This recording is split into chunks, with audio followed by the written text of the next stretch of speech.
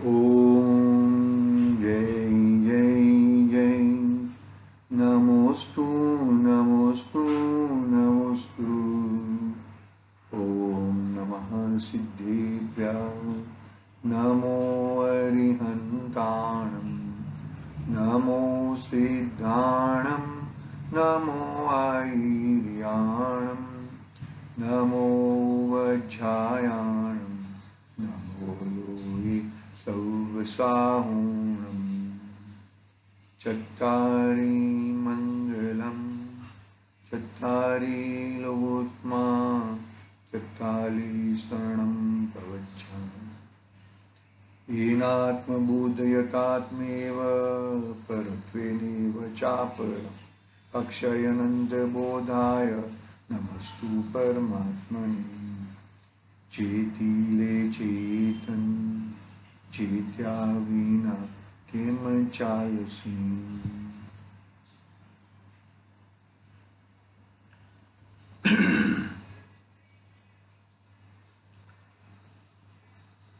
समाधि तंत्र पूज्यपाद स्वामी का महान ग्रंथ अपने सामने विराजमान है। आचार्य पूज्यपाद स्वामी यह बताते हैं कि आत्मा ही पर पदार्थ में दृढ़ता करके भवबंधन करता है और आत्मा ही आत्मा में रहता है, तब वो दृढ़ बंधन छूट जाता है। महान बात है, बहुत ही महत्वपूर्ण बात है कि यदि संसार में रखड़ना है तो भी तू ही है और संसार से मुक्त होना है उसका कारण भी तू ही है और कोई कारण नहीं है। यह बात इस गाथा में बताई है। 75 नंबर की गाथा अपनी चल रही थी। आत्मा ही आत्मा का गुरु है, यह आचार्य देव ने बताया। बराबर। इसका विशेष स्पष्टीकरण कल भावार्थ तक पढ़ा था, विशेष स्पष्टीकरण पढ़ते हैं हम यहाँ से। देखो क्या कहते हैं। यहाँ आचार्य ने स्पष्ट किया है कि जीव अपनी शुद्ध या अशुद्ध उपादान से ही अपने आत्मा का हित अहित करता है। उसमें कर्म या पर पदार्थ अहेतुवत है, अकिंचित कर है। यहाँ आचार्य ने स्पष्ट किया है कि जीव अपने शुद्ध या अशुद्ध, शुद्ध उपादान में क्या आएगा? अशुद्ध, शुभोपयोग और अशुभोपयोग दोनों शुद्ध में आएगा। और शुद्ध यानी कि जो आत्मा से आत्मा के, आत्मा आत्मा को ही जानता है और आत्मा पर पदार्थों को जानता है। बरोबर है। कुछ पर पदार्थों में जानना कोई प्रॉब्लम नहीं है, लेकिन उसमें इष्ट अनिष्ट बुद्धि करना, ये मेरा हितकारी है, ये मेरा अहितकारी है, ये बुद्धि गड़बड़ वाली बुद्धि है। बुद्धि रहती है, राग द्वेष के आधार से बुद्धि रहती है। मोह भाव जनित बुद्धि बहुत खतरनाक है। मोह जनित जो बुद्धि है ना, ये बहुत खतरनाक है। राग रहा कोई प्रॉब्लम नहीं, यानी कि वो चारित्र मोहनी के संबंधी चला जाएगा। लेकिन जिसको अनंतानुबंधी है, अनंतानुबंधी क्रोध मान माया लोभ है, उसको बहुत ही गड़बड़ होती है। देखो यहाँ आचार्य ने स्पष्ट किया है कि जीव अपने शुद्ध या अशुद्ध उपादान से ही अपने आत्मा का हित अहित करता है। उसमें कर्म या पर पदार्थ अहेतुवत है, अकिंचित कर है। जब तक जीव अपने आत्मा की सामर्थ्य का भान करके अंतरंग रागादि शत्रुओं अर्थात कषाय परिणित पर विजय प्राप्त करके स्वयं अपने आत्मा के उद्धार करने का प्रयत्न नहीं करता, तब तक वह संसार रूपी कीचड़ में फंसा रहता है और जन्म मरण के असह्य कष्ट भोगता है। परंतु जब वह आत्मा स्वरूप का यथार्थ ज्ञान करके स्वभाव सन्मुख विशेष उग्र पुरुषार्थ करता है, तब क्रम से राग द्वेषादि कषाय भावों का तथा विपरीत परिणति का स्वयं त्याग हो जाता है और रागादि भाव से सर्वथा मुक्त होने पर अर्थात परम वितरागता प्राप्त होने से वह मोक्ष को प्राप्त करता है। यह पैराग्राफ हमने कल पढ़ा था। बरोबर है। इस पैराग्राफ की थोड़ी चर्चा करके फिर आगे बढ़ेंगे। देखो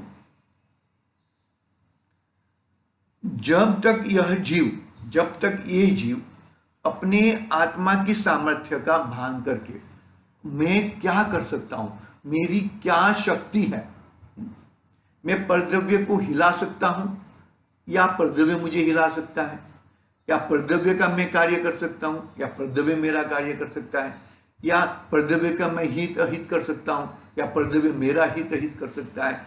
जब तक जीव अपने आत्मा की सामर्थ्य का, ये मेरा सामर्थ्य नहीं है, बरोबर है, मेरा सामर्थ्य तो जानना देखना है, जानना देखना है यानी कि मेरे स्वभाव में रहना है। जब तक जीव अपने सामर्थ्य की, अपनी आत्मा की सामर्थ्य का भान करके अंतरंग में रागादि, देखो रागादि परिणाम आना और रागादि को हित हित मानना, बरोबर है, बहुत अंतर है। रागादि रूपी परिणाम तो आएंगे, 10वें गुणस्थान तक अंत तक आएंगे, लेकिन ये मेरे हितकारी है, ये मेरे हित अहितकारी है। देखो आत्मा की सामर्थ्य का भान करके अंतरंग रागादि शत्रुओं अर्थात कषाय परिणति पर विजय प्राप्त करके, कषाय परिणति पर विजय प्राप्त करके स्वयं अपने आत्मा के उद्धार करने का प्रयत्न नहीं करता। क्या करते हम? कषाय परिणति पर विजय प्राप्त करके स्वयं अपने आत्मा के उद्धार करने का प्रयत्न नहीं करता, तब तक वह रूपी कीचड़ में फंसा रहता है, तब तक वह संसार रूपी कीचड़ में फंसा रहता है और जन्म मरण के असह्य कष्ट भोगता है, और जन्म मरण के असह्य कष्ट भोगता है। परंतु जब वह आत्म स्वरूप का यथार्थ ज्ञान करके स्वभाव सन्मुख विशेष उग्र पुरुषार्थ करता है, तब क्रम से राग द्वेषादि कषाय भावों का व विभाव परिणति का स्वयं त्याग हो जाता है। कितनी जबरदस्त बात बताई। देखो स्वयं अपने आत्मा के उद्धार करने का प्रयत्न करता है, कषाय परिणति ऊपर, राग द्वेष ऊपर विजय पर प्राप्त करके। अरे ये राग का कर्ता मैं नहीं हूं, राग का जानने वाला हूं, कषाय करने वाला नहीं हूं मैं, कषाय को जानने वाला हूं। ऐसी परिणति लाके स्वयं अपने आत्मा के उद्धार करने का प्रयत्न नहीं करता, ये परिणति लाना है। ये क्योंकि मेरा अभिप्राय, मेरा आत्मा का कल्याण एकमात्र जानने देखने से होता है। कषाय अधिक में कषाय आदि करके कुछ करो तो कुछ फायदा नहीं है, राग आदि करके भी कुछ फायदा नहीं है। अरे राग आदि से कितना भी राग कर लो, कितना भी द्वेष कर लो, जैसा होना है वैसा ही होता है, अन्यथा कुछ होता नहीं है। देखो क्या कहा कि जब तक, क्या कहा कि कषाय परिणति पर विजय कैसे प्राप्त करेंगे? कषाय करते करते नहीं, कषाय हो रहा है, लेकिन कषाय होने के समय में भी मैं उसका ज्ञाता दृष्टा हूं।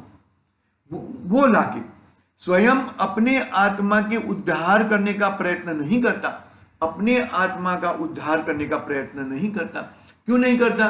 क्योंकि वो राग से जुड़ा रहता है, राग को अपना मान लेता है। मैं इतना तो राग होना चाहिए ना पिताजी के ऊपर, पिताजी का पुत्र के ऊपर इतना तो राग होना चाहिए ना, ये भाई ये ऐसा करो, वे वैसा करो, ये अच्छी तरह से करना, वो करना। अरे भाई वो जो होना है वो बरोबर है, वो राग आता भी है, लेकिन राग अहितकारी है, राग का जानने वाला हूं मैं, मेरा अहितकारी है और मैं उसका जानने वाला हूं। वो जब तक नहीं आएगा तब तक कल्याण नहीं होगा। पकड़ में आ रही है कि नहीं आ रही बात? थोड़ा समझना, राग करने का वो ऑटोमेटिक राग हो रहा है, राग अभाव को प्राप्त होएगा। कैसे अभाव को प्राप्त होएगा भाई? अरे राग इसके लिए अभाव को प्राप्त होएगा कि भाई कि राग मेरा हितकारी नहीं है, मेरा कल्याण करता नहीं है, इसके लिए राग अभाव को प्राप्त होएगा।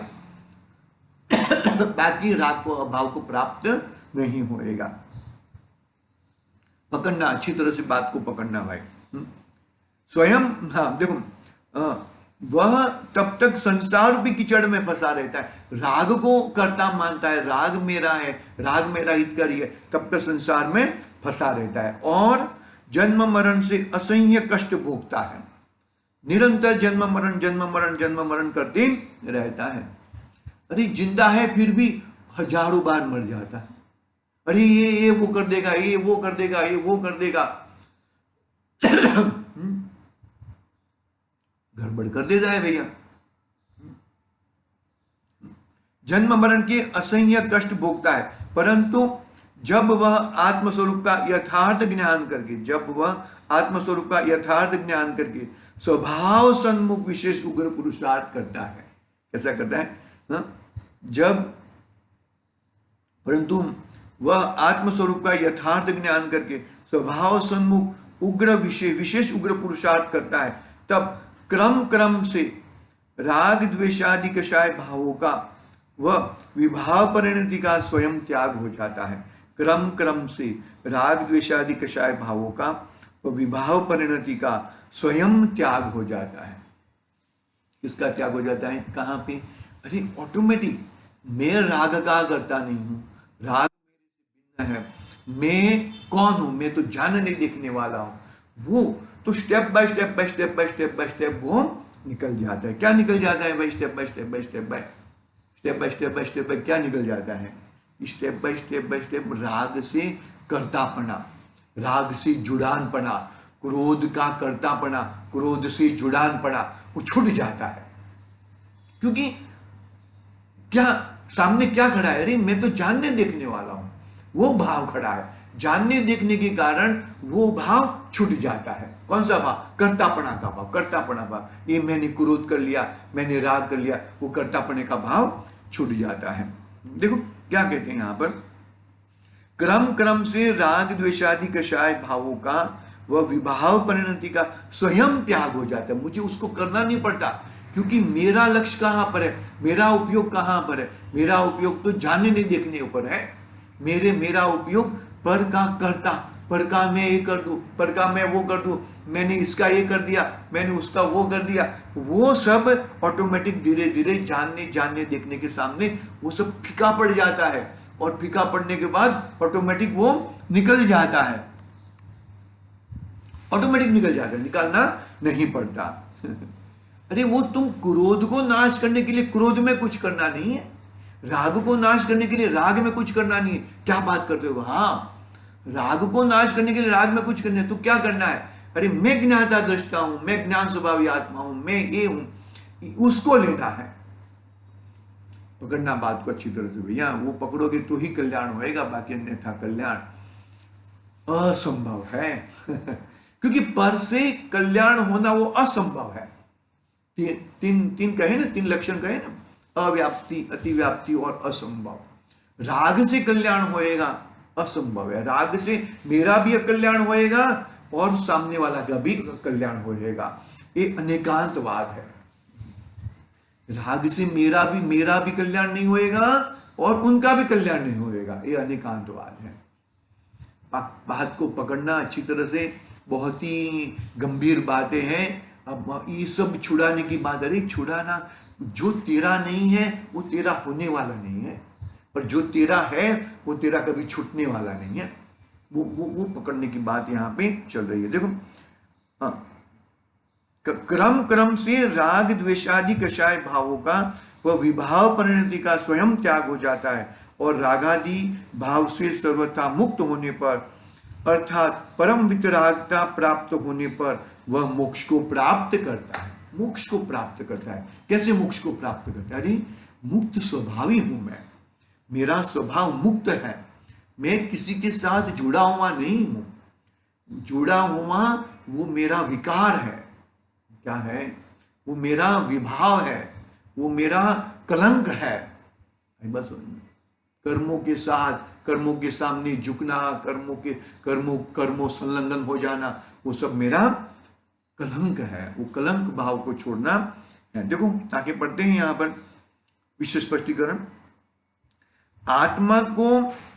आत्मा अपने आत्मा में मोक्ष सुख की सदा अभिलाषा करता है, अभिष्ट मोक्ष सुख का ज्ञान करता है और स्वयं कल्याणकारी आत्म सुख की प्राप्ति में अपने को जोड़ता है। इसलिए आत्मा ही आत्मा का गुरु है, पर का गुरु कभी हो सकता नहीं है, क्योंकि एक द्रव्य दूसरे द्रव्य का कुछ करता हरता नहीं रहे। आत्मा अपने आत्मा में मोक्ष सुख की सदा अभिलाषा करता है, अभिष्ट मोक्ष सुख का ज्ञान करता है और स्वयं कल्याणकारी आत्म सुख की प्राप्ति में अपने को जोड़ता है। इसलिए आत्मा ही आत्मा का गुरु है, आत्मा ही आत्मा का गुरु है, और कोई गुरु नहीं है। कितनी सुंदर बात बताई है, स्वयं स्वयं का गुरु है। देखो आगे पढ़ते हैं। मुझे किसी के सामने हाथ फैलाने की जरूरत नहीं है।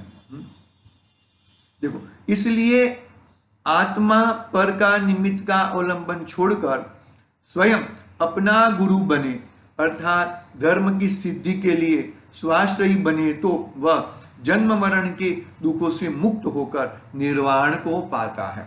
क्या कहते हैं? इसलिए आत्मा पर का निमित्त का अवलंबन छोड़कर स्वयं अपना गुरु बने, अर्थात धर्म की सिद्धि के लिए स्वाश्रयी बने, तो वह जन्म मरण के दुखों से मुक्त होकर निर्वाण को पाता है। ये इस तरह अपना 75 नंबर का श्लोक पूरा हुआ है। बात बता दी इसमें। देखो, सभी अनुयोग का, सभी शास्त्रों का निचोड़ यही है कि तेरा कल्याण तेरे अंदर ही है।